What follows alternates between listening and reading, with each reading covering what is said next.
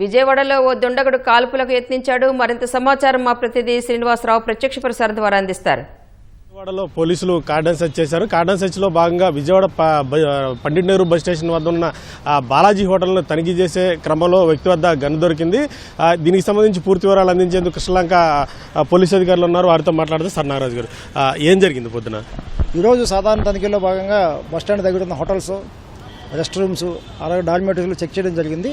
ఈ చెక్ చేసే సందర్భంలో మాకు బాలాజీ హోటల్లో మా సిబ్బందికి ఒక వ్యక్తి అనుమానంగా కనిపించడంతో అతను ప్రశ్నించే సందర్భంలో అతను ఒక వెపన్ పిస్టల్ తీసి మా సిబ్బందిని బెదిరించడం జరిగింది. బెదిరించే సందర్భంలో మా సిబ్బంది పట్టుకోవడానికి ప్రయత్నించగా మా సిబ్బందికి వెపన్ చూపించి అతను పారిపోవడం జరిగింది. అతను అక్కడ ఉన్న రిజిస్టర్లో వెరిఫై చేసాము. అతను అయితే వరంగల్ చెందిన మురళి అని తెలిసింది. రామందగూడెం విలేజ్ తెలిసిన మురళి అని తెలిసింది. అతన్ని అదుపు తీసుకునే ప్రయత్నంలో ఉన్నాం. అదుపు తీసుకున్న తర్వాత వివరాలు తెలిసే అవకాశం ఉంది. ఇంకా అదుపులోకి తీసుకోలేదు సార్ అన్ని?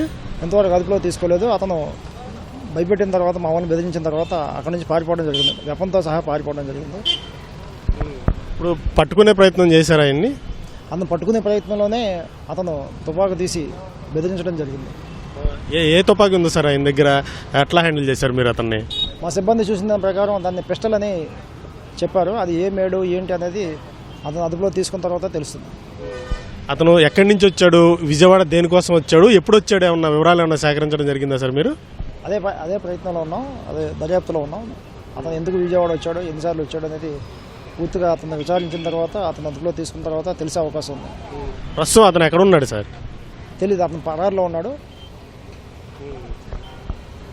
ఇప్పుడు ఈ గన్ కల్చర్ అనేది విజయవాడలో కొంచెం ఎక్కువగా కనబడుతుంది. ఎట్లాంటి యాక్షన్ తీసుకోబోతున్నారు? అతను విజయవాడ చెందిన వ్యక్తి అయితే కాదు, అతను వరంగల్ చెందిన వ్యక్తి. అతని అడ్రస్ ఇచ్చిన వివరాల ప్రకారం, అతని ఆధార్ కార్డు ప్రకారం కూడా అతను వరంగల్కి చెందిన వ్యక్తి.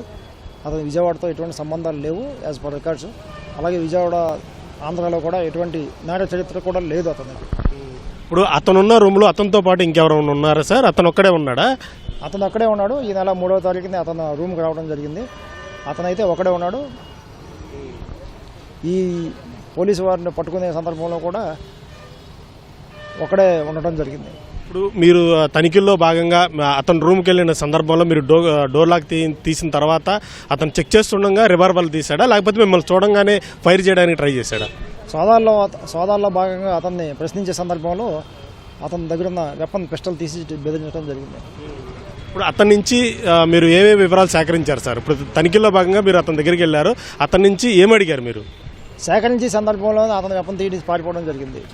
ఇప్పుడు అతను మీరు ప్రశ్నలు ఏమి అడగల, మీరు ఎక్కడి నుంచి వచ్చారు ఏంటని అడగల. ఇప్పుడు మిమ్మల్ని చూడంగానే అతను గన్ తీసి ఫైర్ చేయబోయాడు. అతన్ని ప్రశ్నించే సందర్భంలో, అతని వివరాలు సేకరించే సందర్భంలో అతను వెపన్ తీయడం జరిగింది. ఇప్పుడు ఈ ఘటన సుమారు ఏ సమయంలో జరిగింది? మార్నింగ్ 6:30 సమయంలో జరిగింది. ఇప్పుడు పారిపోయాడు అంటున్నారు కదా, ఇప్పుడు ఎట్లా పారిపోయాడు? అంటే హోటల్ నుంచి బస్టాండ్లోకి వెళ్ళాడా, లేకపోతే కృష్ణలంక ఆ ఏరియాలోకి వెళ్ళడం జరిగింది? మా సిబ్బందిని బెదిరించి తోసుకుని ఈ హైవే మీదుగా బ్యారేజ్ వైపు పరిగెట్టడం ప్రత్యక్ష సాక్షులు చూశారు. సీసీ కెమెరాలు అవన్నీ పరిశీలించారా సార్? ఏం పరిశీలి? సీసీ కెమెరాలు కూడా ఫుటేజ్ కలెక్ట్ చేయడం జరుగుతుంది. దాని మీద మా టెక్నీషియన్స్ ట్రాకింగ్ చేస్తున్నారు. ఇప్పుడు అతన్ని ఎప్పటిలాగా పట్టుకునే అవకాశం ఉంది సార్? ఇంకేమన్నా ఫర్దర్గా ఏమన్నా చేయబోతున్నారు? అతను బస్టాండ్ చుట్టుపక్కల పరిసరాల్లోనే ఎక్కడన్నా పొదల్లో ఎక్కడన్నా ఎక్కుంటాడని మేము భావిస్తున్నాం. దాని మీద 4 టీమ్స్ అయితే సెర్చ్ చేస్తున్నాయి. అతను దొరికే అవకాశం ఉంది.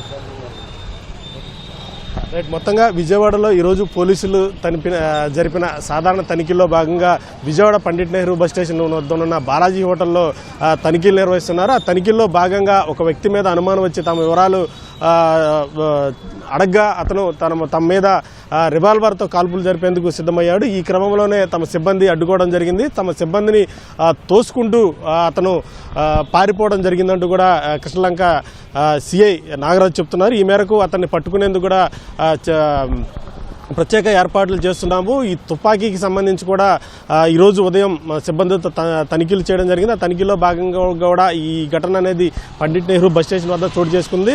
ఏదైతే అతను పారిపోవడం జరిగిందో ఆ పారిపోయిన వ్యక్తికి సంబంధించి తమ సిబ్బందిని తోచుకుంటూ కూడా ఈరోజు అతను పారిపోవడం జరిగింది. అతను పట్టుకునేందుకు కూడా ప్రత్యేకంగా సిబ్బందిని కూడా నియమించామంటూ కూడా పోలీసు అధికారులు అయితే చెప్తున్న పరిస్థితి కనిపిస్తుంది. మొత్తంగా ఈరోజు విజయవాడలో ఈ గన్ను కలకలం అనేది విజయవాడ వ్యాప్తంగా కూడా సంచలనంగా మారిందని చెప్పుకోవచ్చు. ఒక వ్యక్తి గన్నుతో పోలీసులను బెదిరించడం అనేది ఈరోజు విజయవాడలో కొంత కలకలంగా మారింది. ఆ వ్యక్తిని పట్టుకునేందుకు కూడా పోలీసులు ప్రత్యేక బృందాలను నియమించామంటూ కూడా పోలీసు అధికారులు చెప్తున్నారు. కెమెరామెన్ నాగేంద్రతో శ్రీనివాస్, ఈటీవీ న్యూస్, విజయవాడ. ధన్యవాదాలు శ్రీనివాస్.